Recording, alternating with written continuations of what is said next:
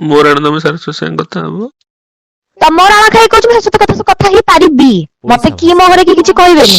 ତୁମେ ଶୁଣ, ମତେ ତମ ଭିତରେ କିଛି ନାହିଁ ମନରେ, ମୋ ନାହିଁ ନାହିଁ ତ ନାହିଁ। ତମେ ମତେ ଫୋନ କରନି, ଯାହା କରୁଛ କର ତମେ, ବୁଝିଲ। ଫୋନ କରନି ମତେ, ତମେ ଯାହା ଭାବୁଛ ମୁଁ ତମେ ଯାହା ଭାବୁଛ ଭାବ। ଆଉ କଣ ହେଲା ଯେ କହିଲ? କଣଟା ହେଲା? ଏତେ ବୋପା ତୁମେ ଏତିକିରେ ଏତେ ଝଡି ପଡିଲା।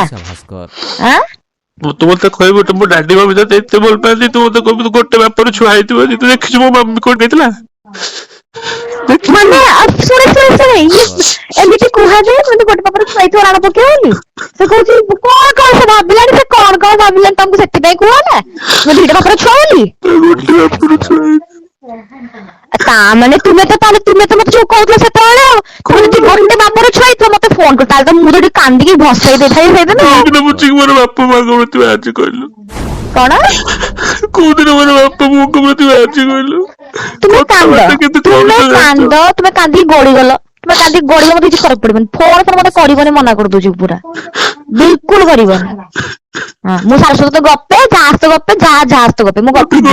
ମତେ କହୁଛି ବାପାର ଅଛି ବେ, କିଣିକି ଦେଖା। କଣ ତୁମ ମୋର କଣ ଲାଜ ନାହିଁ? ମତେ କହୁଛ ଯେ ପଳେଇଲୁ ତା ପାଖକୁ ଗାଡି ଦେଖିକି।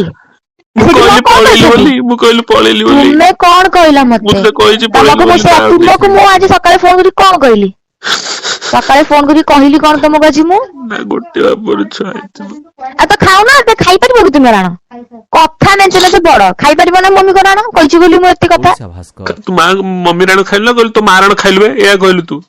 ମୋ ରାଗରେ ମା ଡାକୁଛନ୍ତି, ମମି କହିଲି କି ନାଇଁ? ପୁଣି ତାପରେ ତୁମକୁ ଏତେ କଷ୍ଟ ହଉଛି, ଆମର ତ ମୋର ସଂସ୍କାର ଭରପୁର ଅଛି ହେଲା। ଯଦି ମୁଁ ମୋ ସଂସ୍କାର ଭିତରେ ଆସିବି, ତୁମର ସବୁ ପୋଲ କରି ବୁଲିବି ଆନ୍ଥାବେ ଏଠି। ସଂସ୍କାର କଥା, ତମ ସଂସ୍କାର ଥିଲା ଏଇଆ? ତମ ସଂସ୍କାର ଥିଲା ଯେଦିନ ଗପୁଥିଲ ବସିକି, ତମର ଗୋଟେ ସଂସ୍କାର, ତମର ଏଇଟା ତମକୁ ସଂସ୍କାର ଦିଆଯାଇଛି?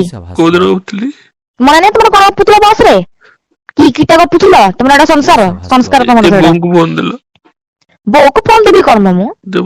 ତୁମେ ମତେ ଏବେ ତୁମେ ଯୋଉ କହିଲ ମତେ ତମ ସହିତ ତୁଳନା କରୁଥିଲ ଯେ, ମୁଁ କହୁଥିଲି ବୋଉକୁ ଫୋନ କାହାକୁ ଫୋନ ଦେବିନି, କାହାକୁ ଫୋନ ଦେବିନି। କଥାବାର୍ତ୍ତା ଲାଗୁଛି ଯେମିତି ତୋର କୋଟି ଟଙ୍କା ଖାଇଯାଇଛି। ତୁମେ ତମକୁ ମୁଁ କହିଲି ମତେ ଗୋଟିଏ ଫୋନ କରିବ ନାହିଁ, ଗୋଟିଏ ବି ଫୋନ କରିବ ନାହିଁ।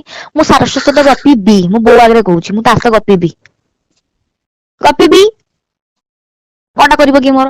ଗପିବି ମୁଁ ସାରସ୍ୱତ କଣ କେତେ ଟୋକା ସହିତ ଗପିବି।